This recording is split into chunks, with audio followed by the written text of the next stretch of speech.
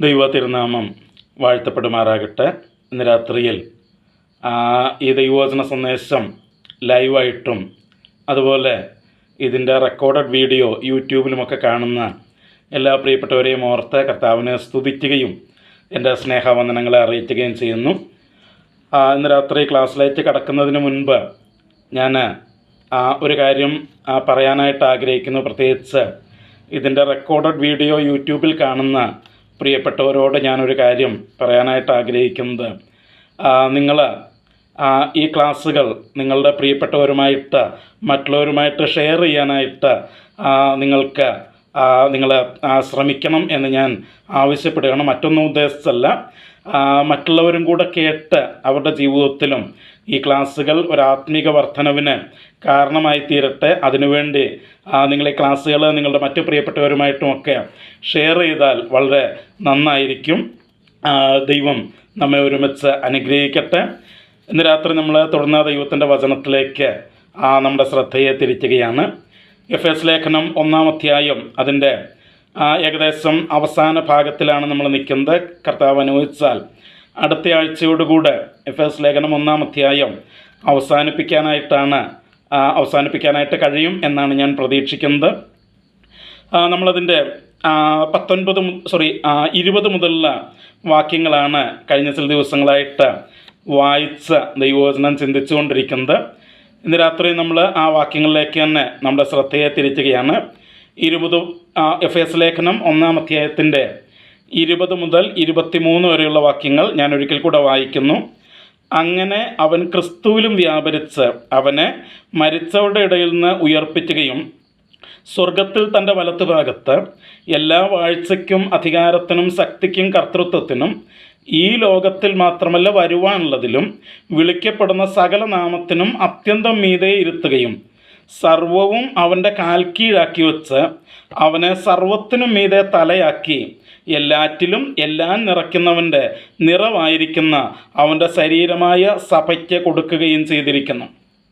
അപ്പോൾ നമ്മൾ പറഞ്ഞു വന്നത്, അപ്പോസ്തലനായ പൗലോസ് വിശ്വസിക്കുന്ന നമുക്ക് വേണ്ടി പ്രവർത്തനനിരതമായിരിക്കുന്ന ആ ദൈവശക്തിയുടെ വലിപ്പം ഇന്നതെന്ന് നാം ഗ്രഹിക്കണം എന്ന് പ്രാർത്ഥിച്ചു കഴിഞ്ഞിട്ട് ആ ശക്തി യേശുവിൽ പ്രവർത്തിച്ചപ്പോൾ എന്ത് സംഭവിച്ചു എന്നാണ് നമ്മളിവിടെ നോക്കിക്കൊണ്ടിരിക്കുന്നത്. 2 കാര്യങ്ങൾ നമ്മൾ പറഞ്ഞു. 1, ദൈവം യേശുവിനെ മരിച്ചവരുടെ ഇടയിൽ നിന്ന് ഉയർത്തെഴുന്നേൽപ്പിച്ചു. 2, കഴിഞ്ഞ ആഴ്ച നമ്മൾ പറഞ്ഞു അവനെ ഉയർത്തി സ്വർഗത്തിൽ തൻ്റെ വലത്തുഭാഗത്ത് ഇരുത്തി. നമ്മൾ കഴിഞ്ഞ ആഴ്ച നമ്മൾ ചിന്തിച്ചു. ഇന്ന് നമ്മൾ ചിന്തിക്കാനായിട്ട് പോകുന്നത് പ്രധാനമായിട്ട് അതിൻ്റെ 22-ാം വാക്യമാണ്. അവിടെ നമ്മൾ വായിക്കുന്നു, സർവവും അവൻ്റെ കാൽക്കീഴാക്കി വെച്ചു. സർവവും അവൻ്റെ കാൽക്കീഴ് ആക്കി വെച്ചു. അപ്പം ഇവിടെ നമ്മൾ വായിക്കുന്നത് സകലവും യേശുവിൻ്റെ കാൽക്കീഴിൽ ആക്കി വെച്ചു എന്നാണ് നമ്മൾ വായിക്കുന്നത്. അപ്പോൾ കഴിഞ്ഞ ആഴ്ച നമ്മൾ പറഞ്ഞു, യേശുവിനെ ദൈവം ഈ ലോകത്തിൽ മാത്രമല്ല വരുവാനുള്ളതിലും വിളിക്കപ്പെടുന്ന സകല നാമത്തിനും അത്യന്തം മീതെ ഇരുത്തി. അപ്പം അതിനേക്കാളൊക്കെ ഒത്തിരി ഉന്നതമായിട്ട് ഉയർത്തി ദൈവം യേശുവിനെ ഇരുത്തി കഴിഞ്ഞപ്പോൾ സ്വാഭാവികമായിട്ടും സംഭവിക്കുന്ന ഒരു കാര്യമാണ്, സകലവും അവൻ്റെ കാൽക്കീഴിൽ ആയി. അല്ലേ? നമുക്കറിയാം, ഒരു വ്യക്തിയെ നമ്മൾ ഉയർത്തിക്കഴിഞ്ഞാൽ ബാക്കിയുള്ളവരൊക്കെ അവൻ്റെ കാലിൻ്റെ താഴെയായിരിക്കും. അപ്പം ദൈവം അവനെ ഉയർത്തിയപ്പോൾ സ്വാഭാവികമായിട്ട് സംഭവിച്ച ഒരു കാര്യമാണ്, സകലവും അവൻ്റെ കാൽ കീഴിൽ ആയി. അപ്പം സകലവും എന്ന് പറയുമ്പോൾ അതിൻ്റെ 21-ാം വാക്യത്തിൽ നമ്മൾ കഴിഞ്ഞ ആഴ്ച പറഞ്ഞ എല്ലാ കാര്യങ്ങളും എന്തൊക്കെ? പ്രിൻസിപ്പാലിറ്റീസ്, വാഴ്ചകൾ, അധികാരങ്ങൾ, ശക്തികൾ, കർത്തൃത്വങ്ങൾ, എല്ലാ നാമങ്ങൾ, എല്ലാ അധികാരങ്ങൾ, ഇതിനെല്ലാം യേശുവിൻ്റെ കാൽക്കീഴിൽ ആക്കി എന്നാണ് നമ്മളവിടെ വായിക്കുന്നത്. എല്ലാറ്റിനെയും യേശുവിൻ്റെ കാൽക്കീഴിൽ ആക്കി. അപ്പം ദൈവത്തിൻ്റെ ശക്തി യേശുവിൽ വ്യാപരിച്ചപ്പോൾ എന്തൊക്കെ സംഭവിച്ചു? യേശുവിനെ അവൻ ഉയർപ്പിച്ചു. യേശുവിനെ അവൻ ഉയർത്തി തൻ്റെ വലത്തുഭാഗത്തിരുത്തി സകലത്തെയും അവൻ്റെ കാൽക്കീഴിൽ ആക്കി എന്ന് നമ്മളിവിടെ വായിക്കുകയാണ്. 1-2 വാക്യങ്ങൾ നമുക്ക് അതോടുള്ള ബന്ധത്തിലൊന്ന് നോക്കണം. നമുക്ക് 1 കൊരിന്ത്യർ ലേഖനം അതിൻ്റെ 15 അധ്യായത്തിലേക്ക് നമ്മൾ വരുമ്പോൾ 1 കൊരിന്ത്യർ ലേഖനം 15 അധ്യായത്തിൻ്റെ 27 വാക്യത്തിലും യേശുവിനെക്കുറിച്ച് നമ്മൾ ഇതേ കാര്യം തന്നെയാണ് വായിക്കുന്നത്. 1 കൊരിന്ത്യർ 15:27 അവിടെ നമ്മൾ വായിക്കുന്നത് എങ്ങനെയാണ്? സകലത്തെയും അവൻ്റെ കാൽ കീഴാക്കിയിരിക്കുന്നു എന്നുണ്ടല്ലോ. സകലവും അവന് കീഴ്പ്പെട്ടിരിക്കുന്നു എന്ന് പറഞ്ഞാൽ സകലത്തെയും കീഴാക്കി കൊടുത്തവൻ ഒഴികെ എത്ര എന്ന് സ്പഷ്ടം. അപ്പം അവിടെയും നമ്മൾ വായിക്കുന്നത് സകലത്തെയും അവൻ്റെ കാൽ കീഴ് ആക്കിയിരിക്കുന്നു, സകലത്തെയും അവൻ്റെ കാൽ കീഴിലാക്കിയിരിക്കുന്നു. എഫേസ് ലേഖനത്തിൽ നമ്മൾ വായിച്ച അതേ പ്രയോഗം തന്നെയാണ് ഇവിടെയും നമ്മൾ കാണുന്നത്. സകലത്തെയും അവൻ്റെ കാൽ കീഴിലാക്കിയിരിക്കുന്നു. എന്നിട്ട് പറയാം സകലവും അവന് കീഴ്പ്പെട്ടിരിക്കുന്നു എന്ന് പറഞ്ഞാൽ സകലത്തെയും കീഴാക്കി കൊടുത്തവൻ ഒഴികെയാണ്.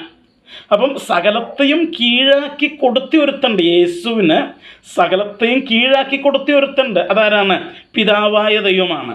അപ്പം അവൻ ഒഴികെ സകലവും യേശുവിൻ്റെ പാദത്തിന് കീഴിലാണ്. പിതാവാം ദൈവം ഒരിക്കലും യേശുവിൻ്റെ പാദത്തിന് കീഴിലല്ല. അവനൊരിക്കലും യേശുവിന് കീഴ്പ്പെട്ടിട്ടില്ല. നമ്മൾ പറഞ്ഞു എന്താണ്? അവർ സമതുല്യരാണ്, അവർ ഈക്വലാണ് എന്ന് നമ്മൾ പറഞ്ഞു. പിതാവ് ഒരിക്കലും കീഴ്പ്പെട്ടിട്ടില്ല. കഴിഞ്ഞ ആഴ്ച നമ്മൾ പറഞ്ഞു പുത്രൻ തന്നെത്താൻ താഴ്ത്തി എന്ത് ചെയ്തു? പിതാവിന് കീഴ്പ്പെട്ടു. നിത്യതയിലും ഒരു പരിധിവരെ അങ്ങനെ തന്നെ ആയിരിക്കും എന്ന് നമ്മൾ കഴിഞ്ഞ ആഴ്ച നമ്മൾ പറഞ്ഞു. പിതാവ് ഒരിക്കലും എന്ത് ചെയ്തിട്ടില്ല? കീഴ്പ്പെട്ടിട്ടില്ല. പിതാവിന് കീഴ്പ്പെടേണ്ട ആവശ്യമില്ല. അപ്പം യേശുവിന് സകലവും കീഴ്പ്പെടുത്തി കൊടുത്ത പിതാവ് ഒഴികെ ബാക്കി സകലതും അവൻ്റെ കാൽ കീഴിൽ ആക്കിയിരിക്കുന്നു എന്ന് നമ്മളവിടെ വായിക്കുന്നു അല്ലേ?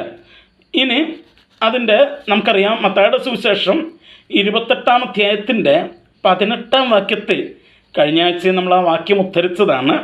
ഉയർത്തെഴുന്നേറ്റ കർത്താവ് പറയുകയാണ്, സ്വർഗത്തിലും ഭൂമിയിലും സകല അധികാരവും എനിക്ക് നൽകപ്പെട്ടിരിക്കുന്നു. അപ്പം അവിടെയും സ്വർഗത്തിലും ഭൂമിയിലുമുള്ള സകല അധികാരവും ആർക്ക് കിട്ടിയിരിക്കുന്നു? യേശുവിന്. അത് നൽകപ്പെട്ടിരിക്കുന്നു എന്ന് വെച്ചാൽ ആരോ അവന് നൽകിയിരിക്കുന്നു. ആര് നൽകി? പിതാവായ ദൈവം അവന് നൽകി. ഓക്കെ. അപ്പം അവിടെയും സകലതും അവൻ്റെ അധികാരത്തിന് കീഴിൽ.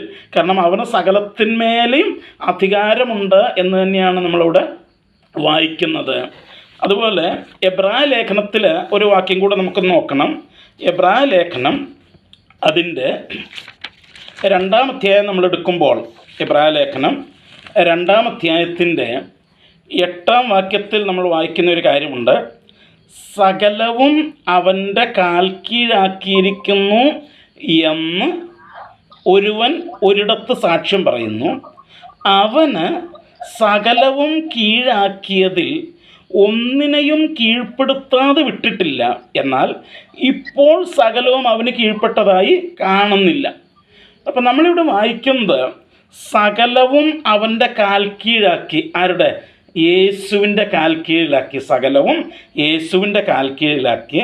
എന്നിട്ട് കീഴാക്കിയതിൽ ഒന്നിനെയും കീഴ്പ്പെടുത്താതെ വിട്ടിട്ടില്ല. കൊരിന്ത്യർ ലേഖനത്തിൽ നമ്മൾ വായിച്ചു കീഴ്പ്പെടുത്തിക്കൊടുത്ത പിതാവ് ഒഴികെ സകലതും. അപ്പം കീഴ്പ്പെടുത്തിക്കൊടുത്ത പിതാവ് ഒഴികെ സകലതും എന്ത് ചെയ്യാണ്? യേശുവിന് കീഴ്പ്പെട്ടിരിക്കുകയാണ്. ഇവിടെയും പറയുന്നത് തന്നെയാണ്, ആ സകലവും അവന് കീഴാക്കിയതിൽ ഒന്നിനെയും കീഴാക്കാതെ വിട്ടിട്ടില്ല. Except father God. പിതാവ് ഒഴികെ ബാക്കിയെല്ലാം യേശുവിൻ്റെ അധികാരത്തിന് കീഴിലാണ് ഇപ്പോൾ ആയിരിക്കുന്നത്. ദൈവം അങ്ങനെ ആക്കിക്കൊടുത്തു എന്ന് നമ്മൾ വായിക്കുകയാണ്. അപ്പോൾ പ്രിയമുള്ളവരെ, ഈ ദൈവത്തിൻ്റെ ശക്തി യേശുവിൽ വ്യാപരിച്ചപ്പോൾ ചെയ്ത 3 കാര്യങ്ങളാണ് നമ്മളിപ്പോൾ പറഞ്ഞത്. 1, ദൈവം യേശുവിനെ ഉയർപ്പിച്ചു. 2, ദൈവം അവനെ ഉയർത്തി തൻ്റെ വലത്തുഭാഗത്തിരുത്തി. 3, ദൈവം സകലവും അവൻ്റെ കാൽ കീഴിൽ ആക്കി വച്ചു. ഞാൻ ഈ കാര്യങ്ങൾ വിശദമായിട്ട്, ഈ ഒരു ഭാഗം വിശദമായിട്ട് നമ്മൾ പുറകെ ചിന്തിക്കുന്നുണ്ട്. അപ്പം ഇങ്ങനെ 3 കാര്യങ്ങൾ, ഇനി ഒരു കാര്യം കൂടെ നമുക്ക് ചിന്തിക്കാനായിട്ടുണ്ട്. ആ കാര്യത്തിലേക്ക് പോകുന്നതിന് മുമ്പ് നമ്മൾ ചിന്തിക്കാനായിട്ട് പോകുന്നത് ഈ ശക്തി യേശുവിൽ വ്യാപരിച്ചപ്പോൾ ഇങ്ങനെയൊക്കെയാണ് സംഭവിച്ചതെങ്കിൽ നമ്മിൽ വ്യാപരിക്കുമ്പോൾ എന്താണ് സംഭവിക്കുക എന്ന് ഒന്ന് ചിന്തിക്കാനായിട്ട് ഞാൻ ആഗ്രഹിക്കുക. നോക്കിക്കേ, ഇന്ന് പലപ്പോഴും മിക്കവാറും പ്രസംഗികരെല്ലാം, പ്രസംഗിക്കുന്നവർ, പഠിപ്പിക്കുന്നവരൊക്കെ ഈ യേശുവിൻ്റെ ഉയർത്തെഴുന്നേൽപ്പും ഈ കാര്യങ്ങളൊക്കെ എടുത്തു വച്ചിട്ട്, ഞാൻ കഴിഞ്ഞ ദിവസം പറഞ്ഞതുപോലെ ദൈവം നിന്നെ ഭൗതികമായിട്ട് അനുഗ്രഹിക്കും എന്നുള്ള രീതിയിലാണ് അവർ പഠിപ്പിക്കുന്നത്. എന്നാൽ എഫേസ് ലേഖനവും മറ്റു പുസ്തകങ്ങളും നമ്മൾ പഠിക്കുമ്പോൾ ഒരിക്കലും ആ ഒരു ചിന്തയെ ദൈവവചനം സപ്പോർട്ട് ചെയ്യുന്നില്ലെന്ന് തന്നെ നമുക്ക് കാണാനായിട്ട് കഴിയുന്നത്. പിന്നെ എന്താണ് സംഭവിക്കുക? ഇവിടെ രണ്ട് കാര്യങ്ങൾ നമ്മൾ അറിഞ്ഞിരിക്കണം. ഒന്ന്, വർത്തമാനകാലത്തിൽ നമ്മുടെ ജീവിതത്തിൽ സംഭവിക്കുന്ന ചില കാര്യങ്ങളുണ്ട്. പ്രസന്റ് ടെൻസിൽ, ഈ കാലത്ത്, വർത്തമാനകാലത്ത് നമ്മുടെ ജീവിതത്തിൽ സംഭവിച്ചു കഴിഞ്ഞ അല്ലെങ്കിൽ സംഭവിച്ച ചില കാര്യങ്ങളുണ്ട്. ഭാവിയിൽ സംഭവിക്കാൻ പോകുന്ന ചില കാര്യങ്ങളും ഉണ്ട്. അപ്പം ഈ ദൈവത്തിൻ്റെ ശക്തി നമ്മിൽ പ്രവർത്തിക്കുമ്പോൾ സംഭവിക്കുന്ന കാര്യങ്ങൾ ഞാൻ രണ്ടായിട്ടാണ് തിരിച്ചത്. ഒന്ന്, വർത്തമാനകാലത്തിൽ സംഭവിക്കുന്ന കാര്യങ്ങൾ. രണ്ട്, ഭാവിയിൽ സംഭവിക്കാൻ പോകുന്ന കാര്യങ്ങൾ. അപ്പോൾ ഞാൻ ആദ്യം ഭാവിയിൽ സംഭവിക്കാൻ പോകുന്ന കാര്യങ്ങളെക്കുറിച്ച്, അല്ലെങ്കിൽ ഭാവിയിൽ സംഭവിക്കാൻ പോകുന്ന കാര്യത്തെക്കുറിച്ച് നമ്മളിന്ന് രാത്രി ഒന്ന് ചിന്തിക്കാനായിട്ട് പോവുകയാണ്. ഈ ദൈവത്തിൻ്റെ ശക്തി നമ്മിൽ പ്രവർത്തിക്കുമ്പോൾ ഭാവിയിൽ എന്ത് സംഭവിക്കും എന്ന് നമ്മളൊന്ന് നോക്കാനായിട്ട് പോവുകയാണ്. നമ്മൾ അത് നോക്കാനായിട്ട് പോകുന്നത് 1 കൊരിന്ത്യർ ലേഖനത്തിലേക്കാണ്. 1 കൊരിന്ത്യർ ലേഖനം അതിൻ്റെ 15-ാം അധ്യായത്തിൻ്റെ 45 മുതൽ 58 വരെയുള്ള വാക്യങ്ങൾ, കുറച്ച് നീളം കൂടിയൊരു പാസേജാണ്. അത് നമുക്കൊന്ന് ചിന്തിക്കണം. ഞാനത് ആദ്യം ഒന്ന് വായിക്കാം. 1 കൊരിന്ത്യർ ലേഖനം 15-ാം അധ്യായത്തിൻ്റെ 45 മുതൽ 58 വരെയുള്ള വാക്യങ്ങളാണ്. ഞാനൊന്ന് വായിക്കാം. ഒന്നാം മനുഷ്യനായ ആദാം ജീവനുള്ള ദേഹിയായി തീർന്നു എന്നെഴുതിയിരിക്കുന്നുവല്ലോ. ഒടുക്കത്തെ ആദാം ജീവിപ്പിക്കുന്ന ആത്മാവായി. എന്നാൽ ആത്മീകമല്ല, പ്രാകൃതമത്തെ ഒന്നാമത്തേത്, ആത്മീകം പിന്നത്തേതിൽ വരുന്നു. ഒന്നാം മനുഷ്യൻ ഭൂമിയിൽ നിന്ന് മണ്ണുകൊണ്ടുള്ളവൻ, രണ്ടാം മനുഷ്യൻ സ്വർഗത്തിൽ നിന്നുള്ളവൻ. മണ്ണുകൊണ്ടുള്ളവനെ പോലെ മണ്ണുകൊണ്ടുള്ളവരും സ്വർഗീയനെ പോലെ സ്വർഗീയന്മാരുമാകുന്നു. നാം മണ്ണുകൊണ്ടുള്ളവൻ്റെ പ്രതിമ ധരിച്ചതുപോലെ സ്വർഗീയൻ്റെ പ്രതിമയും ധരിക്കും. സഹോദരന്മാരെ, മാംസരക്തങ്ങൾക്ക് ദൈവരാജ്യത്തെ അവകാശമാക്കുവാൻ കഴിയുകയില്ല, ദ്രവത്വം അദ്രവത്വത്തെ അവകാശമാക്കുകയുമില്ല എന്ന് ഞാൻ പറയുന്നു. ഇത്രയും ഭാഗം നമുക്കൊന്ന് ചിന്തിച്ചിട്ട് താഴേക്ക് വായിക്കാം. ഇവിടെ 45-ാം വാക്യത്തിൽ എന്താ നമ്മൾ വായിക്കുന്നത്? ഒന്നാമത്തെ മനുഷ്യനായ ആദം. നമുക്കറിയാം, ഉൽപ്പത്തി പുസ്തകം പഠിക്കുമ്പോൾ ദൈവം സൃഷ്ടിച്ച ആദ്യത്തെ മനുഷ്യൻ ആദമാണ്. ആ ആദമിനെ കുറിച്ച് പറയുക, ഒന്നാം മനുഷ്യനായ ആദം ജീവനുള്ള ദേഹിയായി തീർന്നു. നോക്കിക്കേ, ജീവനുള്ള ദേഹിയായി തീർന്നു. നമ്മളങ്ങനെയാണ് വായിക്കുന്നത്. ദൈവം അവൻ്റെ മൂക്കിൽ ജീവശ്വാസമൂതി അവൻ ജീവനുള്ള ദേഹിയായി തീർന്നു. എന്നാൽ ഒടുക്കത്തെ ആദം ജീവിപ്പിക്കുന്ന ആത്മാവായി. നോക്കിക്കുക, വ്യത്യാസം നോക്കിക്കുക. ഒന്നാമത്തെ ആദം ജീവനുള്ള ദേഹിയായി, അവന് ജീവനുണ്ട്, പക്ഷെ ജീവിപ്പിക്കാൻ കഴിയില്ല. പക്ഷെ ഒടുക്കത്തെ ആദമായ ക്രിസ്തു അവനാരായി? ജീവിപ്പിക്കുന്നവനായി. ആദ്യത്തെ ആദാം ജീവനുള്ളവനായപ്പോൾ ഒടുക്കത്തെ ആദാമായ ക്രിസ്തു അവൻ ജീവിപ്പിക്കുന്ന ആത്മാവായിട്ട് മാറി. എന്നിട്ട് പറയുക, ആത്മീകമല്ല, പ്രാകൃതമത്രേ ഒന്നാമത്തേത്. പ്രാകൃതം എന്ന് പറഞ്ഞാൽ നാച്ചുറൽ. നമ്മുടെ ഈ പ്രാകൃത, നേച്ചുറൽ, പ്രകൃതിദത്തമായിട്ടുള്ള ഈ ശരീരം, ജീവനാണ് ആദ്യം. അതാണ് ആദ്യം ഉണ്ടായത്. ആദാമിന് ദൈവം കൊടുത്തത് അതാ. ഈ പ്രകൃതിദത്തമായിട്ട് നമ്മുടെ ഈ ശരീരം, ഈ ജീവൻ, ഇതാണ് ദൈവം ആദാമിന് കൊടുത്തത്. ആത്മീകം അത് പിന്നത്തേതിലാണ് വരുന്നത്. അത് പിന്നത്തേതില്ല. അതാണ് ക്രിസ്തു ഒടുക്കത്തെ ആദം ജീവിപ്പിക്കുന്ന ആത്മാവായി. ഓക്കെ. എന്നിട്ട് ഒന്നാം മനുഷ്യൻ ഭൂമിയിൽ നിന്ന് മണ്ണുകൊണ്ടുള്ളവൻ. നമുക്കറിയാം, ദൈവം ആദമിനെ എങ്ങനെ ഉണ്ടാക്കിയത്? ഭൂമിയിൽ നിന്നുള്ള മണ്ണ് കൊണ്ടാണ് അവനെ ഉണ്ടാക്കിയത്. അപ്പോൾ ഒന്നാമത്തെ മനുഷ്യൻ ഭൂമിയിൽ നിന്ന് മണ്ണുകൊണ്ടുള്ളവൻ, രണ്ടാം മനുഷ്യൻ സ്വർഗത്തിൽ നിന്നുള്ളവൻ. അവൻ സ്വർഗത്തിൽ നിന്ന് വന്നവനായി. യോഹന്നാൻ്റെ സുവിശേഷത്തിൽ നമ്മൾ വായിക്കുന്നുണ്ട്, പിതാവിൻ്റെ മടിയിലിരുന്ന ഏകജാതനായ പുത്രനാണ് അവൻ. അവനാണ് ഇറങ്ങി വന്നത്. എന്നിട്ട് പറയുക, മണ്ണുകൊണ്ടുള്ളവനെ പോലെ മണ്ണുകൊണ്ടുള്ളവരും സ്വർഗീയനെ പോലെ സ്വർഗീയനുമാകുന്നു.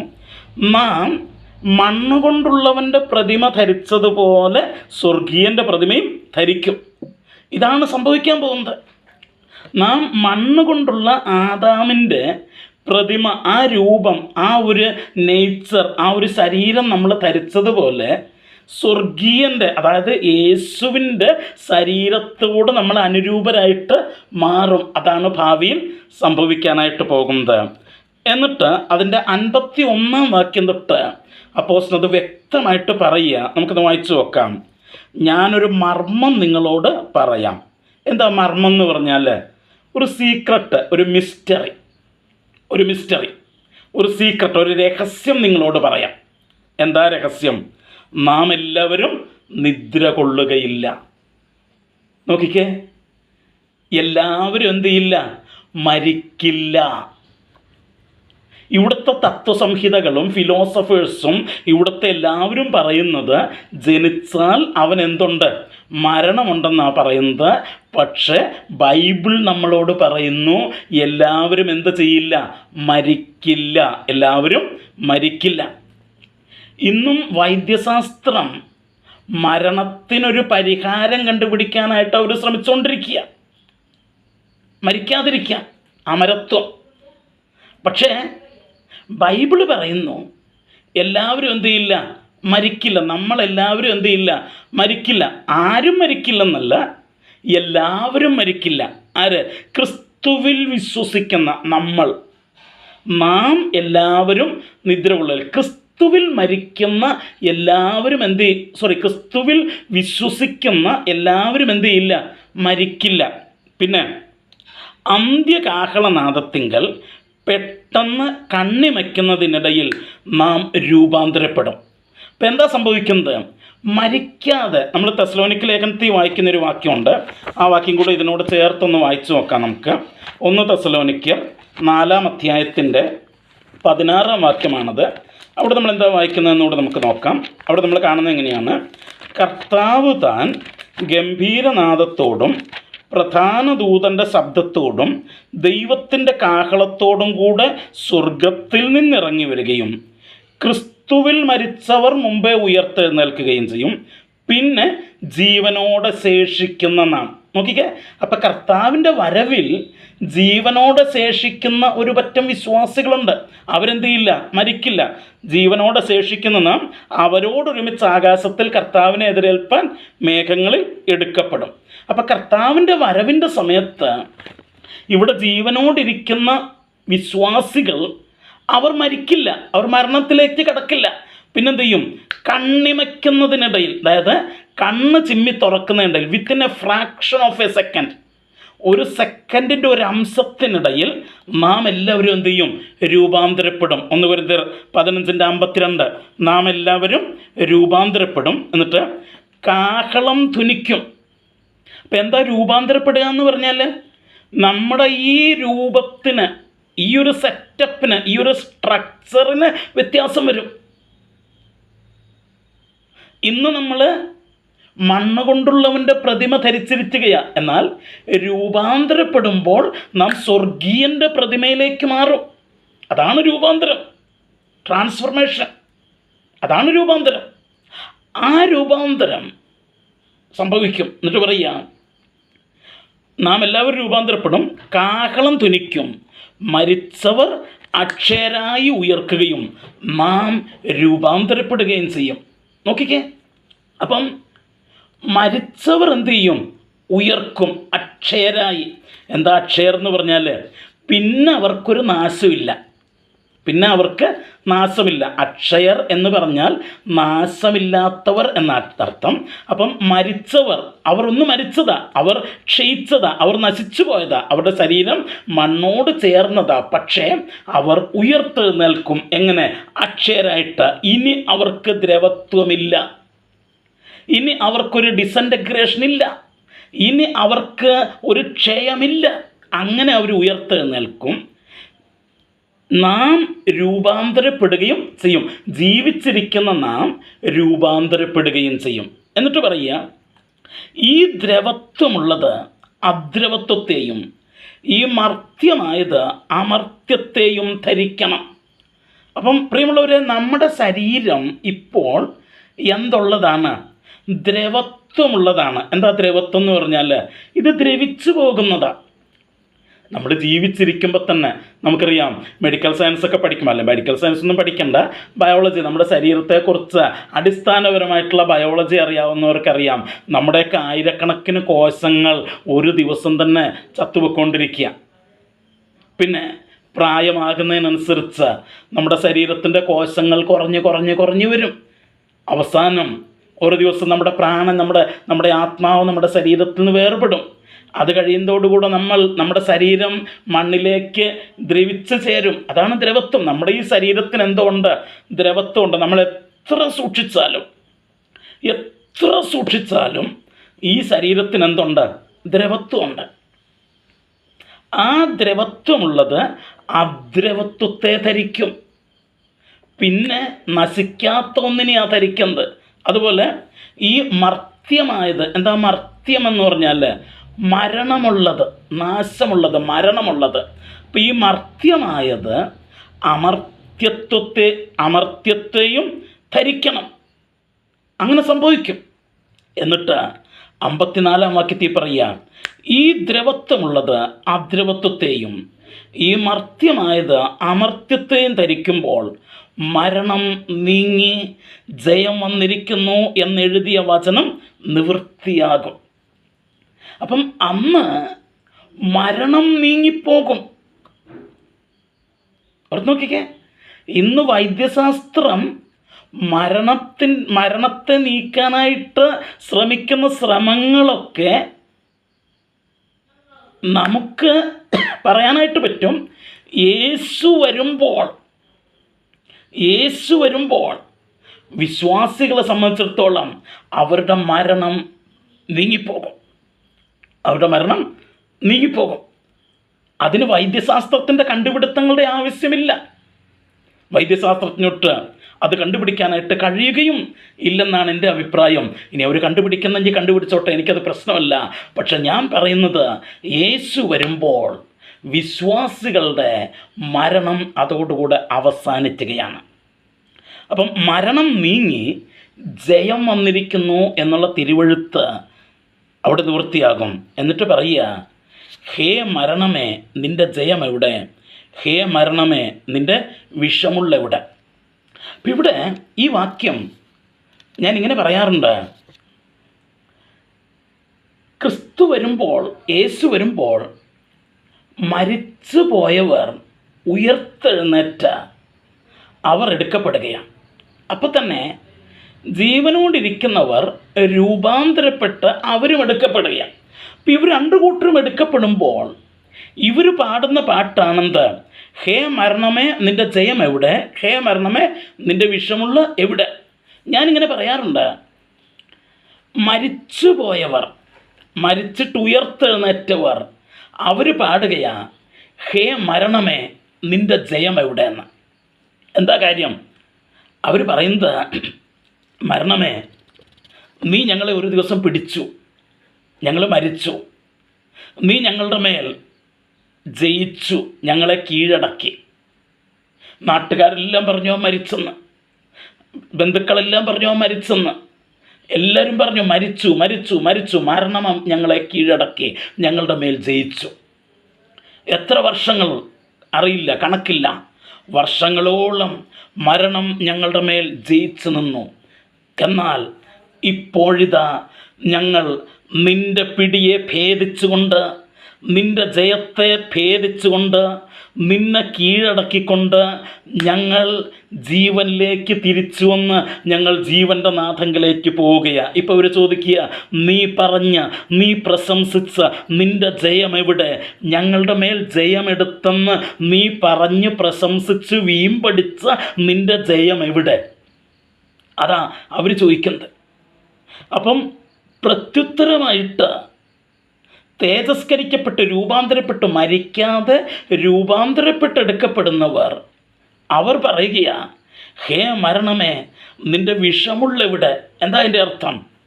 അവർ പറയുന്നത് ഇതാണ്, ഇവിടുത്തെ സകല ഫിലോസഫികളും ഇവിടുത്തെ സകല പണ്ഡിതന്മാരും സകല ജ്ഞാനികളും പറഞ്ഞത് ജനിച്ചാൽ അവനൊരു മരണമുണ്ടെന്നാണ്. മരിക്കാതെ, മരണത്തെ ആസ്വദിക്കാതെ, മരണത്തിൻ്റെ വിഷമുള്ളിൻ്റെ കുത്തേൽക്കാതെ ആർക്കും ഇവിടെ രക്ഷപ്പെടാനായിട്ട് കഴിയില്ലെന്ന് അവരൊക്കെ പറഞ്ഞത്. പക്ഷേ മരണമേ, ഞങ്ങളിതാ ഞങ്ങളുടെ കർത്താവിൻ്റെ അടുക്കലേക്ക് പോവുകയാണ്. നിൻ്റെ വിഷമുള്ളിൻ്റെ കുത്ത് ഞങ്ങൾ കേൾക്കാനായിട്ട് ഇടയായിട്ടില്ല. നിൻ്റെ വിഷമുള്ള എവിടെ? അപ്പം ഇവർ രണ്ടു കൂട്ടരും മരണത്തെ വെല്ലുവിളിക്കുകയാണ്. മരണത്തെ വെല്ലുവിളിക്കുക ഇവർ രണ്ടു കൂട്ടരും. എന്നിട്ട് 56-ാം വാക്യത്തിൽ പറയുന്നു, മരണത്തിൻ്റെ വിഷമുള്ള പാപം, പാപത്തിൻ്റെ ശക്തിയോ ന്യായപ്രമാണം. നമ്മുടെ കർത്താവായ യേശു ക്രിസ്തു മുഖാന്തരം നമുക്ക് ജയം നൽകുന്ന ദൈവത്തിന് സ്തോത്രം. പ്രിയമുള്ളവരെ, ദൈവത്തിൻ്റെ അത്യന്ത ശക്തി, വിശ്വസിക്കുന്ന നമുക്ക് വേണ്ടി വ്യാപരിക്കുന്ന അത്യന്ത ശക്തി, അത് യേശുവിൽ പ്രവർത്തിച്ചപ്പോൾ യേശുവിനെ അവൻ മരിച്ചവരുടെ ഇടയിൽ നിന്ന് ഉയർത്തെഴുന്നേൽപ്പിച്ചു എന്ന് നമ്മൾ പറഞ്ഞു. അത് നമ്മിൽ വ്യാപരിക്കുന്നത് കൊണ്ട് നമുക്കും പറയാനായിട്ട് കഴിയും, നാമും മരണത്തെ ജയിക്കും.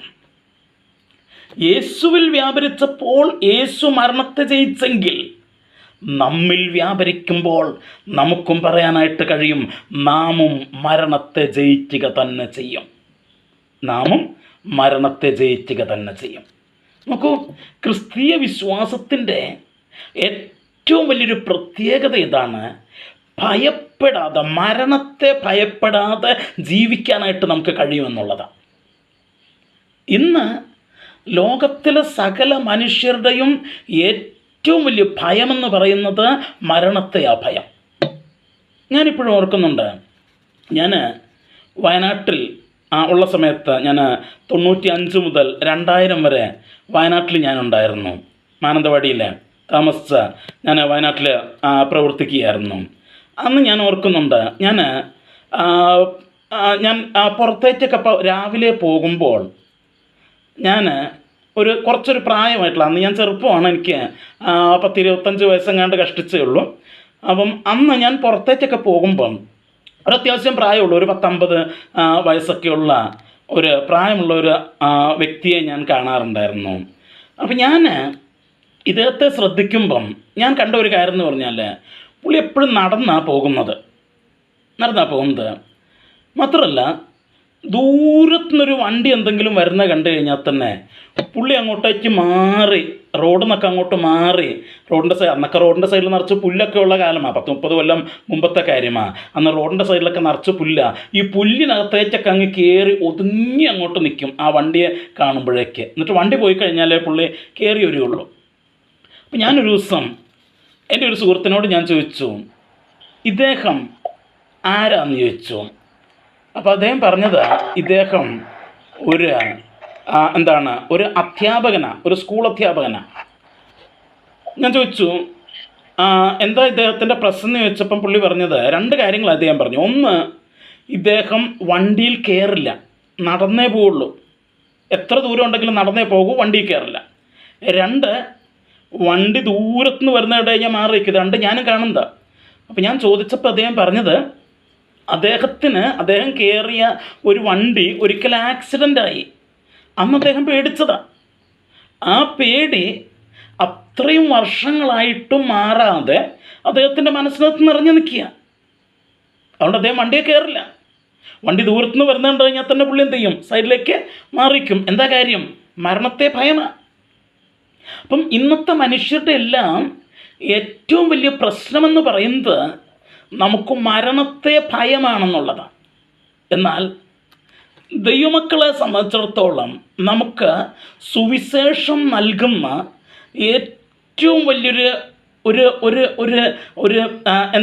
ഒരു പ്രിവിലേജ് എന്ന് പറയുന്നത്, ഒരു ഭാഗ്യമെന്ന് പറയുന്നത്, നമുക്ക് മരണത്തെ ഭയപ്പെടേണ്ട ആവശ്യമില്ല.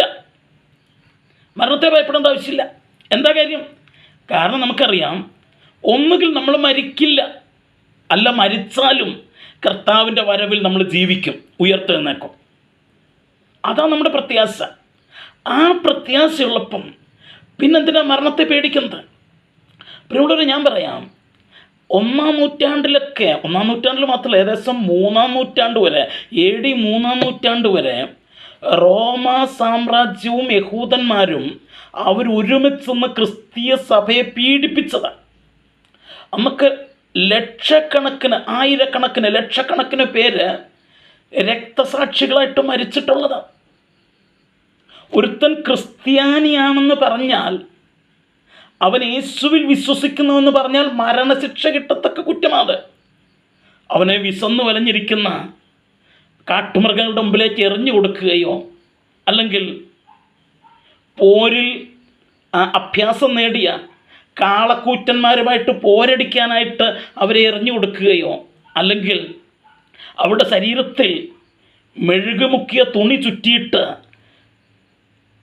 വിനോദങ്ങൾ ഏർപ്പെടുന്ന മറ്റുള്ളവർക്ക് വെളിച്ചം കിട്ടാനായിട്ട് മെഴുകുതിരികളെ പോലെ ആക്കി ഒരറ്റത്തുനിന്ന് അവരെ കത്തിച്ച്, അങ്ങനെ ജീവനോടെ കത്തിച്ച് കളയുകയും ഈർച്ചവാളിനാൽ അറുത്തു കൊല്ലുകയും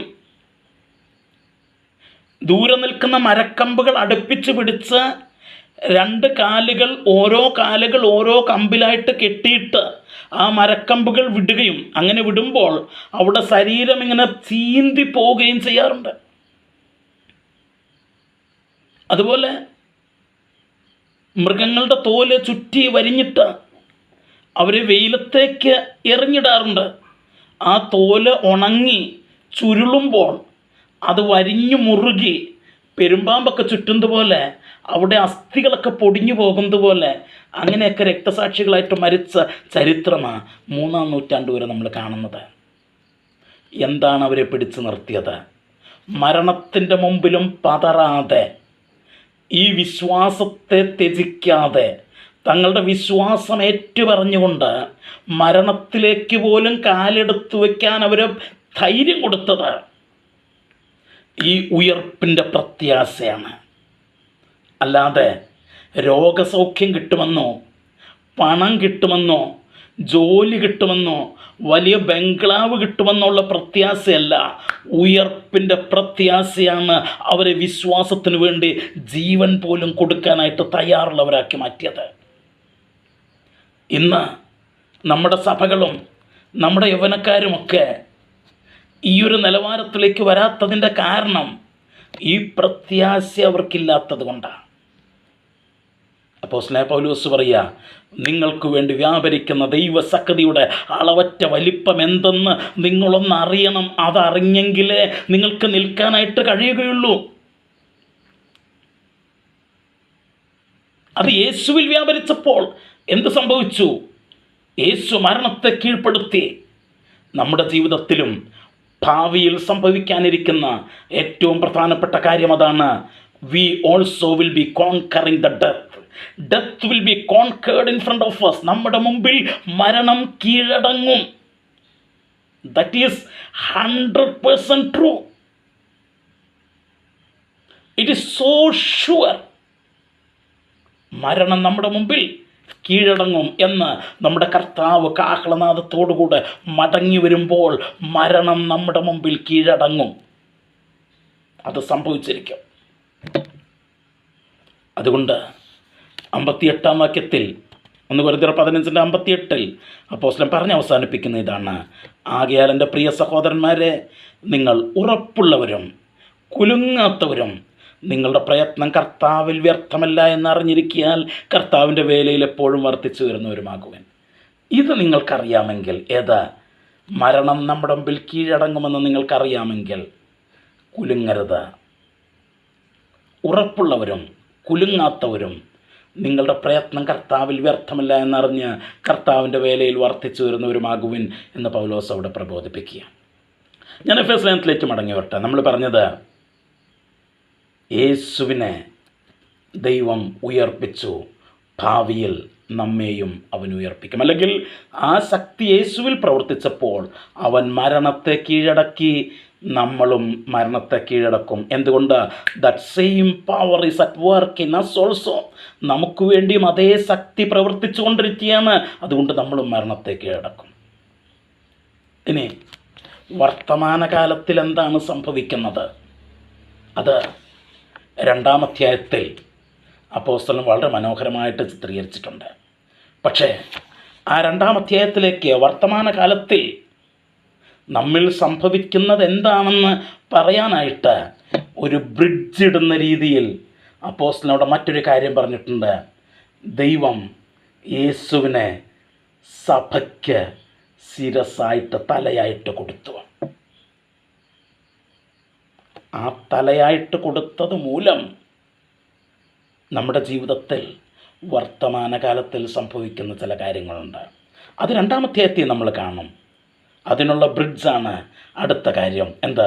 ദൈവം യേശുവിനെ തൻ്റെ ശരീരമായ സഭയ്ക്ക് ശിരസായിട്ട് കൊടുത്തിരിക്കുന്നു. കർത്താവിന് വെച്ചാൽ ആ വിഷയം നമ്മൾ അടുത്ത ആഴ്ച ഡിസ്കസ് ചെയ്യും. അത് കഴിഞ്ഞ് 2-ാം അധ്യായത്തിലേക്ക് കയറുമ്പോൾ ഈ വർത്തമാനകാലത്തിൽ ഈ വ്യാപരിക്കുന്ന ദൈവശക്തി നമ്മിലെന്താണ് ചെയ്യുന്നത്, ചെയ്തുകൊണ്ടിരിക്കുന്നത്, ചെയ്തത് എന്ന് നമ്മൾ മനോഹരമായിട്ട് അവിടെ മനസ്സിലാക്കാനായിട്ട് കഴിയും. ഇന്ന് രാത്രി ഞാൻ എൻ്റെ വാക്കുകളിലൂടെ അവസാനിപ്പിക്കുക. നമ്മൾ 2 കാര്യങ്ങളാണ് പറഞ്ഞത്. ഒന്ന്, ദൈവം യേശുവിനെ ഉയർത്തി സകലത്തെയും അവൻ്റെ കാൽ കീഴാക്കി എന്ന് നമ്മൾ പറഞ്ഞു. 2, അതേ ശക്തി നമ്മിലും വ്യാപരിക്കുന്നതുകൊണ്ട് ഭാവിയിൽ നടക്കാനിരിക്കുന്ന ഒരു കാര്യം, നാം മരണത്തെ കീഴടക്കും. മരണത്തിന് നമ്മെ ഒരിക്കലും കീഴടക്കി വയ്ക്കുവാൻ കഴിയുകയില്ല. അതാണ് സുവിശേഷം നമ്മൾക്ക് നൽകുന്ന ഏറ്റവും വലിയ പ്രത്യാശ. മരണത്തിന് നിങ്ങളെ കീഴ്പ്പെടുത്തി വയ്ക്കാൻ കഴിയില്ല. ഇന്ന് രാത്രി അല്ലെങ്കിൽ ഈ റെക്കോർഡഡ് വീഡിയോ അല്ലെങ്കിൽ മറ്റ് മാധ്യമങ്ങളിലൂടെ ഇത് കേൾക്കുന്ന ആരെങ്കിലും മരണത്തെ ഭയപ്പെട്ട് ജീവിക്കുന്നെങ്കിൽ, മരണഭയത്തോടു കൂടെ ആയിരിക്കുന്നെങ്കിൽ, ഇന്ന് രാത്രി സുവിശേഷത്തിന് നിങ്ങളോട് പറയാനുള്ളത്, നിങ്ങൾക്ക് മരണത്തെ കീഴടക്കാനായിട്ട് കഴിയും. എങ്ങനെ? യേശുവിലൂടെ. യേശുവിലൂടെ. യേശുവിലൂടെ. യേശുവിലൂടെ. കാരണം യേശുവിൽ വിശ്വസിക്കുന്ന നിങ്ങൾക്ക് വേണ്ടി ദൈവത്തിൻ്റെ ശക്തി പ്രവർത്തന നിരതമായിരിക്കുന്നു. അത് യേശുവിൽ പ്രവർത്തിച്ചപ്പോൾ യേശു മരണത്തെ കീഴടക്കി, നിങ്ങളും കീഴടക്കും. ഞാൻ എൻ്റെ വാക്കുകൾ ഇവിടെ അവസാനിപ്പിക്കട്ടെ. പ്രിയമുള്ളവരെ, ഭയപ്പെടാൻ നമുക്ക് മുൻപോട്ട് പോകാം. ഉറപ്പുള്ളവരും കുലുങ്ങാത്തവരും കർത്താവിൻ്റെ വേലയിൽ വർദ്ധിച്ചു വരുന്നവരുമായിട്ട് നമുക്ക് മുൻപോട്ട് പോകാം. അതിനായി ദൈവം നമ്മെ സഹായിക്കട്ടെ. ഈ വചനങ്ങളാൽ ദൈവം നമ്മെ അനുഗ്രഹിക്കട്ടെ.